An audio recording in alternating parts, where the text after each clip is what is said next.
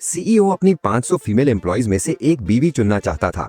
अमीर खानदान में शादी करने के लिए जवान औरतों ने खुद को सजाने में बहुत मेहनत की, लेकिन सीईओ ने उन पर एक नजर भी नहीं डाली, बल्कि उसने एक एक करके सबसे हाथ मिलाया।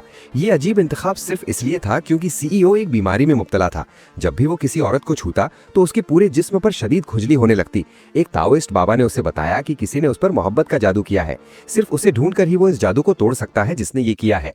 ये सुनकर सीईओ गुस्से में आ गया और उसने फौरन एक लड़की पर शक किया। 7 साल पहले वो इत्तेफाक से एक औरत से मिला था, लेकिन उस दिन के बाद सीईओ ने उसे कभी नहीं देखा। उसने कसम खाई कि वो इस औरत को ढूंढ निकालेगा।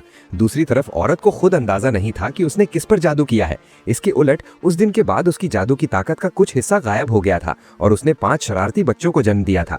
ताओइस्ट बाबा बच्चों की शरारतों को मजीद बर्दाश्त नहीं कर सकता था, इसलिए उसने औरत से कहा कि बच्चों को उनके असली बाप के पास ले जाए। इन बच्चों को पालने के लिए उसने नजूमी के तौर पर काम ढूंढा, मगर वो नहीं जानती थी कि ये सीईओ की ही कंपनी है।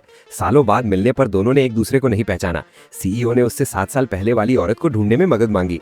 उसने सीईओ से औरत की शक्ल याद करने को कहा। फिर औरत ने जादू करना शुरू किया। उसने अंदाजा लगाया कि वो औरत इसी कंपनी में है। सीईओ ने तमाम फीमेल एम्प्लॉइज को दोबारा जमा किया, लेकिन अभी भी कोई ऐसी नहीं थी जिसे वो बिना मसले के छू सके। इसी दौरान बच्चों ने सोचा कि उनकी माँ बहुत मेहनत करती है, इसलिए उन्होंने कंपनी जाकर उनसे मिलने का फैसला किया। सबसे बड़ा बेटा एक टॉप हैकर था। उसने जल्दी से माँ की कंपनी ढूंढ ली। सबसे छोटी बेटी नजूमी में माहिर थी। उसने अपने बाप की पहचान का भी पता लगा लिया। फिर वो दोनों कंपनी के लिए निकल गए, मगर छोटी लड़की ने सोचा कि गाड़ी बहुत सुस्त है, इसलिए उसने जादू का इस्तेमाल किया और पहले कंपनी पहुंच गई। जब छोटी लड़की ने सीईओ को देखा तो वो फौरन उसकी तरफ भागी। उसने सीईओ को गले लगाया और डैडी कहकर पुकारा। सीईओ ने सोचा कि उसने किसी और को समझ लिया है, लेकिन उसे एक अजीब सी अपनाइयत महसूस हुई। यहाँ तक कि असिस्टेंट ने भी सोचा कि लड़की बिल्कुल सीईओ जैसी लगती है। सीईओ को बहुत अजीब लगा जब उसने छोटी लड़की को छुआ तो उसके पूरे जिस्म पर बिल्कुल खुजली नहीं हुई, इसलिए वो लड़की को अपने ऑफिस ले गया। उसने लड़की का बाल लिया और असिस्टेंट से डीएनए टेस्ट करने को कहा।